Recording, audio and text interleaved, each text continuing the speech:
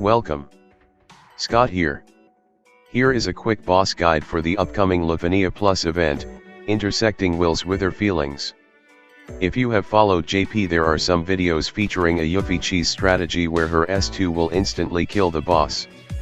That was actually a reported bug that was fixed promptly in JP.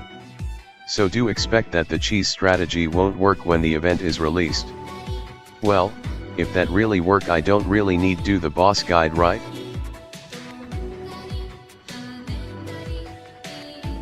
Now I shall proceed with the boss guide proper.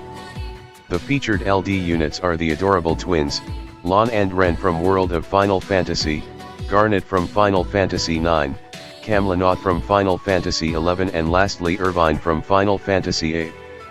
This event also marks the debut of Garnet's LD.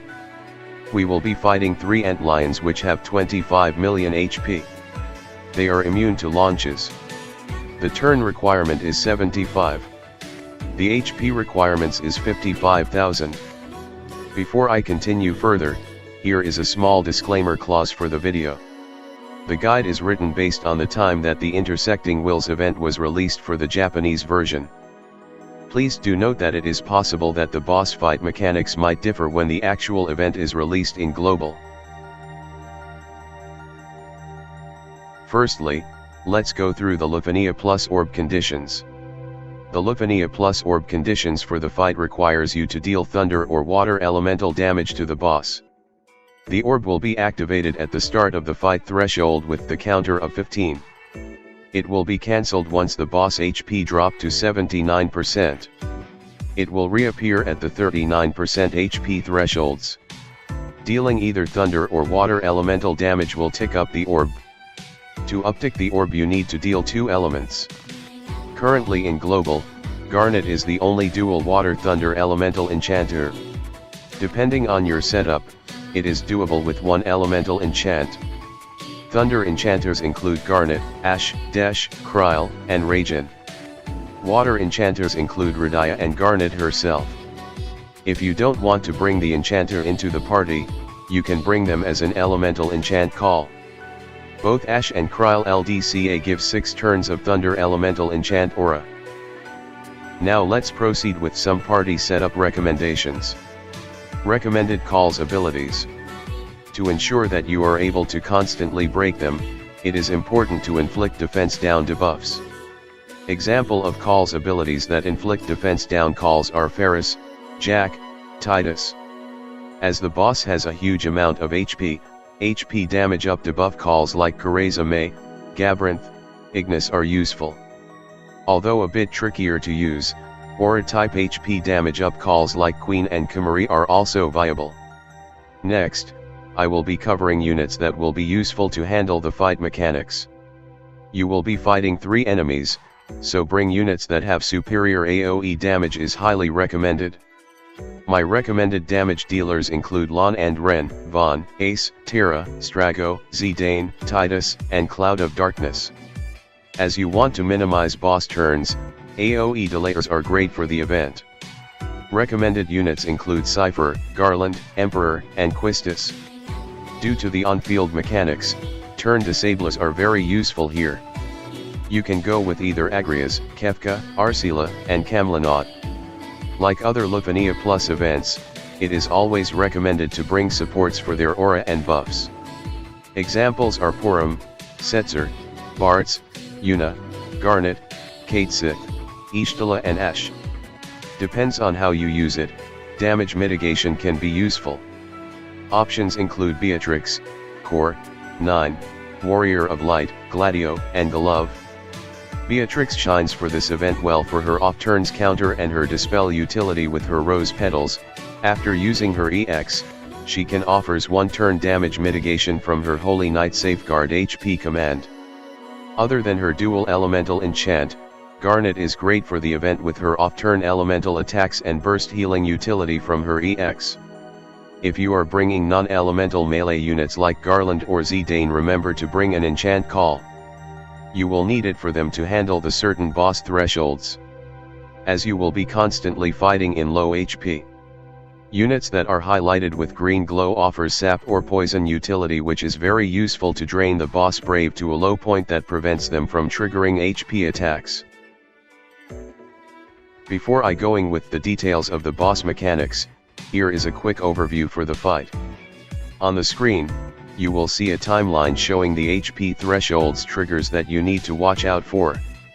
Unlike the previous boss fights, the bosses here don't have turn warp mechanics, so you can focus on attacking and delay the boss. However, it is important to watch out for the thresholds. The bosses are immune to launches, so don't bring launchers. Units that relies on launches for damage will be handicapped here. The boss will trigger a Sandstorm plus HP attack that reduces your unit's HP to 10% of their current HP. As the attacks will be triggered in succession, your HP can go to as low as single digit. It may seem scary at first, but it also means that the boss could never kill you with these attacks. As shown on the timeline, there are 4 such thresholds to watch out for. Upon using the attack, they will also get 3 framed buffs. It will be your best interest to dispel them off where possible. At the 79% and 49% HP mark, the boss will establish a counter stance position. If you are attacking with non-elemental melee damage, they will attack with counter horn plus, which could kill off the unit if there isn't any damage mitigation.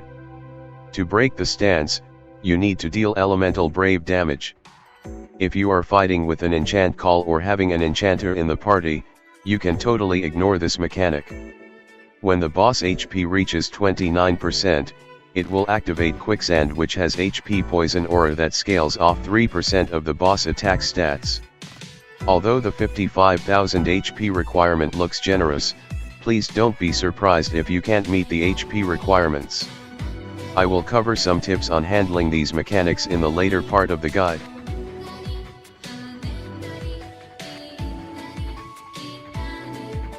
Now let's proceed with the boss mechanics proper. Like the previous LUFENIA Plus fights, the boss will gain big stats boosts, brave damage, and brave gain reduction auras when you deplete their HP to a certain threshold. The thresholds trigger for this fight is at the start of the fight, 79% HP threshold and 49% HP thresholds. At the start of the fight, it will boost its defense by 200%. At 79% HP threshold, it will further boost the defense to 300%. The maximum brave damage reduction auras is 90%.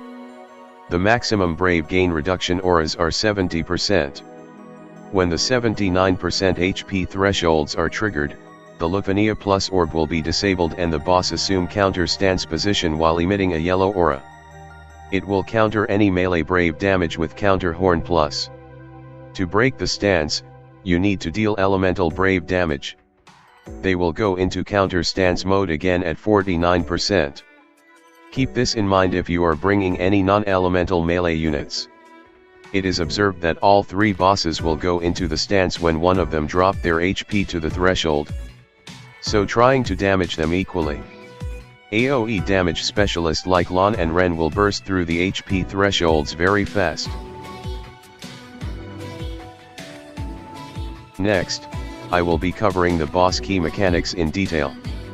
Firstly, let's cover the Sandstorm Plus.